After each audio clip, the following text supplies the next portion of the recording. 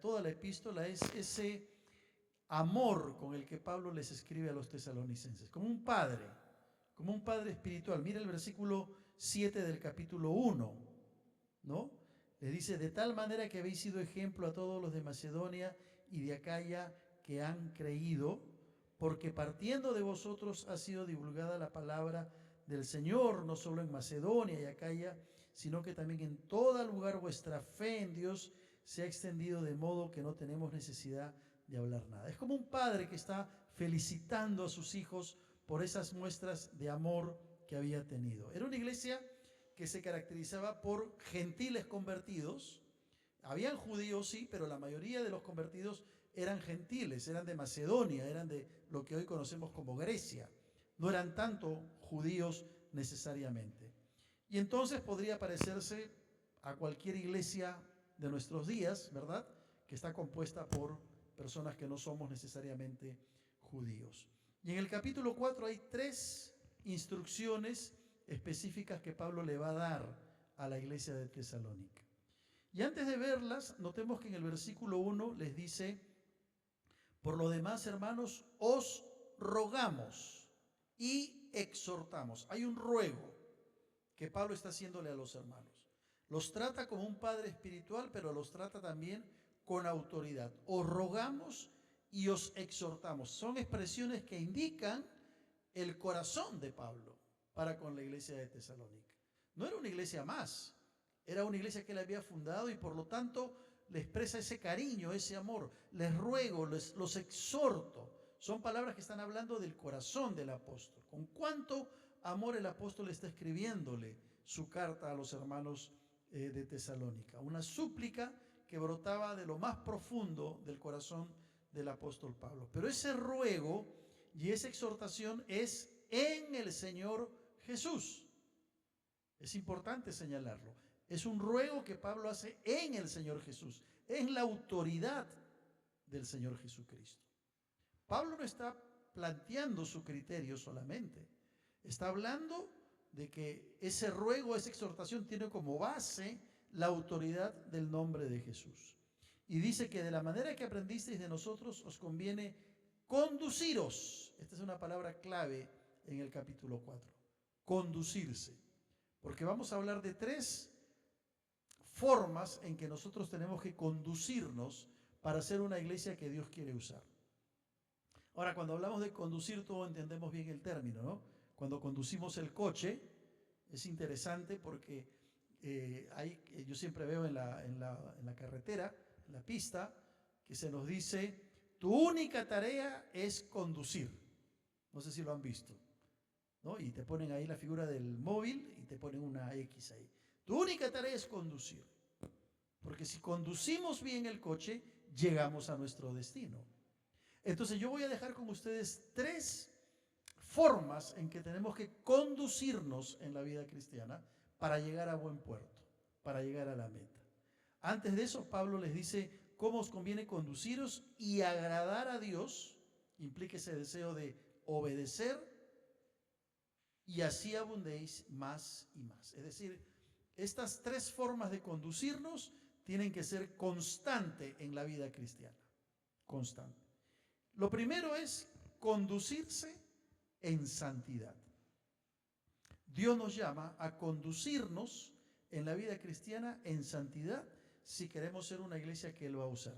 Versículos 3 y 4 dice: que cada uno de vosotros sepa tener su propia esposa en santidad y honor, no en pasión de concupiscencia, como los gentiles que no conocen a Dios. Y luego el versículo 7 dice: pues no nos ha llamado Dios a inmundicia, sino ¿a qué? A santificación. La voluntad de Dios, dice Pablo, es vuestra santificación, que os apartéis de fornicación, dice el versículo 3. La voluntad de Dios es vuestra santificación. La fornicación en aquel tiempo era un problema muy frecuente. Era una sociedad gentil, era una sociedad greco-romana, donde abundaba mucho de este concepto de liberalidad, de libertinaje más bien, respecto a la sexualidad. Por eso Pablo tiene que decirles, la voluntad de Dios es vuestra santificación, e inmediatamente lo asocia con la fornicación, que os apartéis de fornicación. Porque en aquel tiempo la fornicación estaba asociada a la idolatría.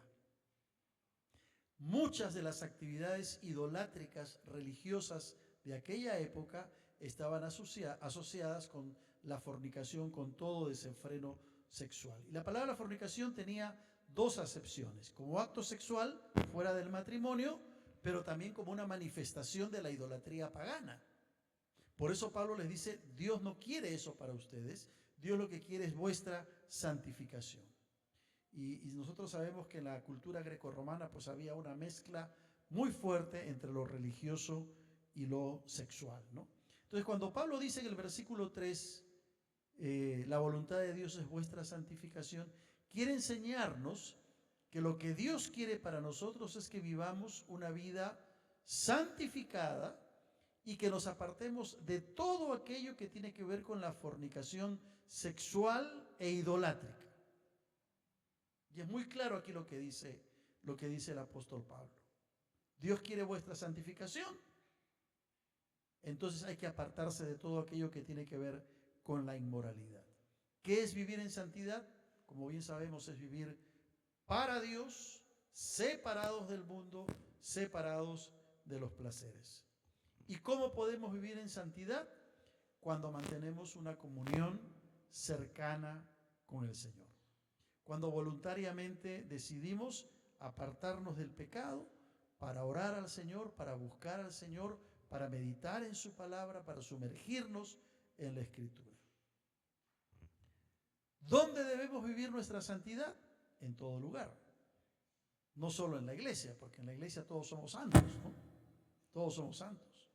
Pero la santidad tiene que expresarse en el trabajo, en la casa, con los amigos, con la familia, en todo lugar. La iglesia nos ayuda a recordar ese compromiso de santidad, pero también nuestra participación en la comunión unos con otros, en la célula, por ejemplo, cuando nos reunimos en una casa.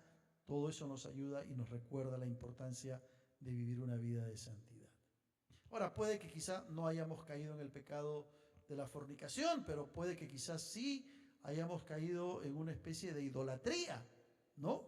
Puede que hayas permitido ciertos ídolos en tu vida que te van alejando de Dios y que ocupan el lugar de Dios. Puede ser tu trabajo, tu familia, la televisión, el móvil. Todo eso se puede convertir en ídolos y que nos va apartando y nos va alejando de una vida de santidad. Entonces la iglesia que Dios quiere usar y que va a bendecir tendrá que ser una iglesia santa. Y nosotros estamos llamados a vivir en santidad. Estamos llamados a ser santos, que no significa una actitud mística, que no significa un cambio en la forma de hablar, no. Tiene que ver con una vida de obediencia al Señor. Te pregunto entonces, ¿estás viviendo en santidad? ¿Estás orando por la santidad de tu vida y la santidad en la vida de la iglesia? La voluntad de Dios es nuestra santificación. Tenemos que preguntarnos en qué invertimos el tiempo que Dios nos ha dado. ¿Qué estamos mirando en la televisión o en el móvil? ¿Qué lugares quizá estamos frecuentando que no deberíamos frecuentar? Pablo añade en el versículo 4 y 5 que cada uno de vosotros sepa tener su propia esposa en santidad y honor. Para exigir santidad en la esposa, primero nosotros debemos ser santos. De eso hablaremos el domingo un poco más. Lo segundo que dice Pablo, conducirse en santidad, lo segundo es conducirse en buen testimonio. Eso es lo segundo. Versículo 6, ¿qué dice? Que ninguno agravie ni engañe en nada a su hermano, porque el Señor es vengador de todo esto, como ya os hemos dicho y testificado. Versículo 11, y que procuréis tener tranquilidad y ocuparos en vuestros negocios y trabajar con vuestras manos de la manera que os hemos mandado, a fin de que os conduzcáis honradamente para con los de afuera y no tengáis necesidad de nada. Está hablando del buen testimonio. Yo puedo tener una vida de santidad, y si tengo una vida de santidad, por consecuencia tendré una vida de buen testimonio para con todos. Que ninguno se aproveche de su hermano, es lo que está diciendo Pablo. Que ninguno le haga daño al hermano. Esto va ligado a lo anterior, porque el hacerle daño al hermano o el aprovecharse del hermano, ¿qué cosa es? Falta de santidad. La santidad se expresa en un buen testimonio que tiene que ver con nuestra vida, con nuestro hablar, con nuestro carácter, con nuestra forma de relacionarnos los unos a los otros. Cuando hay falta de compromiso, cuando hay falta de pagar las deudas que hemos asumido, ¿no? Cuando no cumplimos con nuestra palabra, estamos dando un mal testimonio. Y el creyente tiene que caracterizarse por ser un buen testimonio en la casa, en la iglesia y donde quiera que vaya. Y eso es lo que Pablo dice. Si Dios va a usar una iglesia, condúzcanse en santidad, condúzcanse en buen testimonio. El versículo 11, cuando dice, procuréis tener tranquilidad y ocuparos en vuestros negocios, ¿no? En otras palabras está diciendo, no sean chismosos, ocúpense de sus cosas, ocúpense de las tareas que ustedes tienen que hacer, no se entrometan en lo ajeno. La versión de Jerusalén traduce y dice, que ambicionéis vivir en tranquilidad, ocupados de vuestros asuntos, enfocado en tus cosas. Claro, y se le dice a los tesalonicenses que trabajen con sus manos, porque como bien sabemos ellos estaban esperando la venida del Señor. Pablo tiene que hablarles en los siguientes versículos acerca de la venida del Señor y les va a decir, porque habían hermanos que ya no trabajaban porque estaban esperando la venida del Señor, y Pablo le dice, el que no trabaje, que no coma, ¿no? Estaban dando mal testimonio. Por eso Pablo les dice, ustedes quieren ser usados por el Señor, tienen que conducirse en buen testimonio. Y en tercer lugar, es conducirse en amor. Santidad, buen testimonio y amor. Ahora, Tesalónica era una iglesia que mostraba el amor fraternal a tal punto que era conocida en toda esa región de Macedonia. Pero miren lo que dice el versículo, por ejemplo, el versículo 6 del capítulo 1. Vosotros vinisteis a ser imitadores de nosotros y del Señor, recibiendo la palabra en medio de gran tribulación, con gozo del Espíritu Santo. Ahí habla del gozo. Y en el versículo 7, de tal manera que habéis sido ejemplo a todos los de Macedonia y de Acaya que han creído. O sea, la iglesia de Tesalónica era un ejemplo para toda la región de Macedonia. Se caracterizaba por ese amor. El versículo 9 va a decir, porque ellos mismos cuentan de nosotros la manera en que nos recibisteis y cómo os convertisteis de los ídolos a Dios para servir al Dios vivo y verdadero. Versículo 10 del capítulo 4, 9 y 10 dice, pero acerca del amor fraternal no tenéis necesidad de que os escriba. No tenéis necesidad de que os escriba, porque vosotros mismos habéis aprendido de Dios que os améis unos a otros, y también lo hacéis así con todos los hermanos que están por toda Macedonia. Pero les ruego que abunden más y más, dice Pablo. Porque si en algo tenemos que estar en deuda, es en el tema del amor.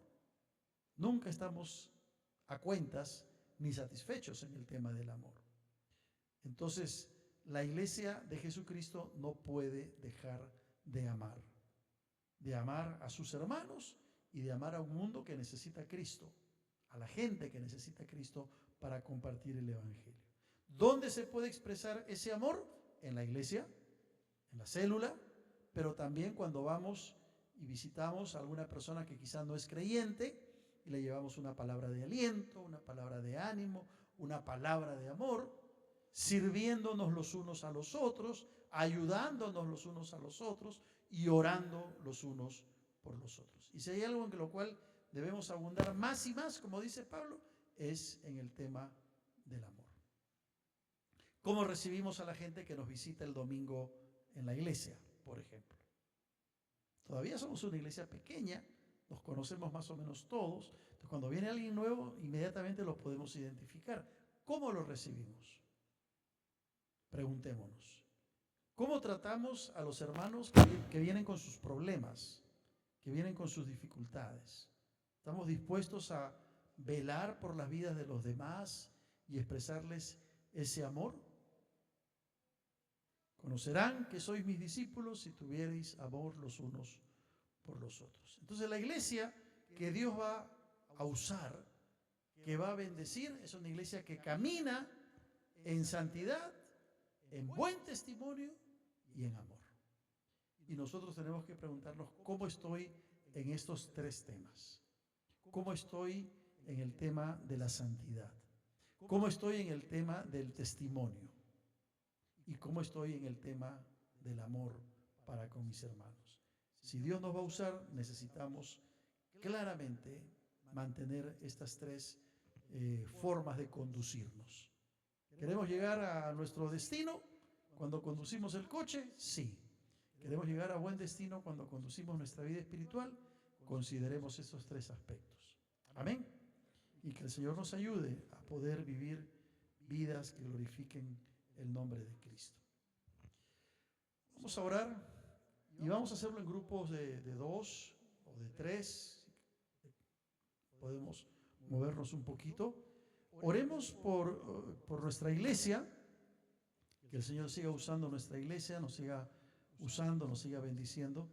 Nuestra hermana Rocío llegó de Ecuador y ayer estuvo, me acabo de enterar, en el hospital, internada. Sí, hoy día ya salió, parece que ha tenido un problema de circulación de la sangre, me contaba Raúl. Le he escrito, pero todavía no recibo respuesta, pero quisiera pedirles que oremos por ella, ¿no? Que el Señor toque su cuerpo, cualquier problema de salud que tenga, que esté obrando ahí. Oremos entonces por nuestra iglesia.